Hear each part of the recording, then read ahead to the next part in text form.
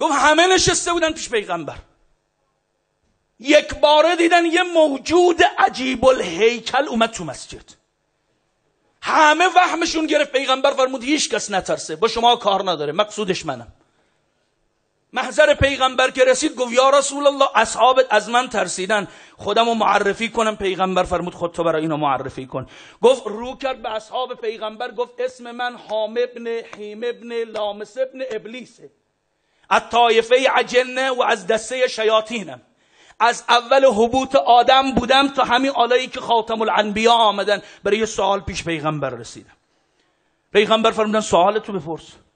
گفت سوال من اینه یا نبی الله یا رسول الله، همین جوری که گفتم از حبوط آدم تا الانی که شما آمدید من مجموعه ایام دنیا رو درک کردم. چون پدر ما ابلیس قسم خورده بود نگذاره آدم و بچه هاش بندگی خدا کنن، ما مأمور بودیم آدم و بچه های آدم رو اذیت کنیم، گمراه کنیم، اینا عبادت خدا نکنن.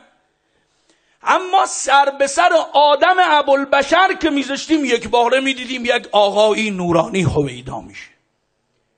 نهیبی بر ما میزد که از ترس نهیب او جرأت نمیکردیم دیگه دوروبر آدم آفتابی بشیم. میگفتیم این پیغمبر بعدیه.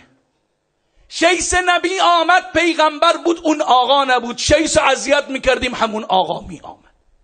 میگفت این پیغمبر بعدیه. سام پیغمبر آمد پیغمبر بود، اون آقا نبود. سام نبی رو اذیت میکردیم، باز همون آقا به یاری سام نبی میومد. هر پیغمبری رو که اذیت کردیم اون آقا به یاری اونها میومد. همش میگفتیم پیغمبر بعدیه پیغمبر بعدیه. نوح آمد اون آقا نبود، ابراهیم آمد اون آقا نبود، یعقوب آمد نبود، اسحاق آمد نبود، یوسف آمد نبود، تا الانی که شما آمدید و ایمان داریم که شما خاتم النبیین هستید و بعد از شما هم پیغمبری نخواهد آمد. اومدم سوال کنم اون آقایی که از آدم تا خاتم رو یاری کرده و تمام انبیا رو دادرسی نموده، اون آقا کیه؟ با این ایمانی که یقین داریم شما آخرینید. و پیغمبر فرمود اگر ببینیش میشناسی؟ و بله آقا، به کل عمرم دیدم، بعد الان ببینم نمیشناسم. امیرالمؤمنین سمت راست پیغمبر نشسته بود، سرشو انداخته بود پایین، دست برد حضرت زیر چونه امیرالمؤمنین، سر آورد بالا، فرمود یه نگاه کن همین آقا بود یا نه؟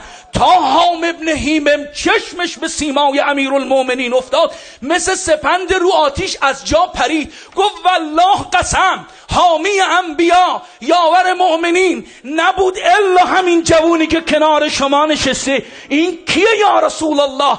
حضرت فرمود ذاک اخی و ابن عمی و وصی و وارثی و موضع سری ابو الحسنین مولا الکونین امام الثقلین یعصوب الدین رئیس الموحدین قائد غر المحجلین سید المتقین امیر المؤمنین اسد الله الغالب غالب کل غالب مظهر العجائب علی ابن ابی طالب صلوات الله.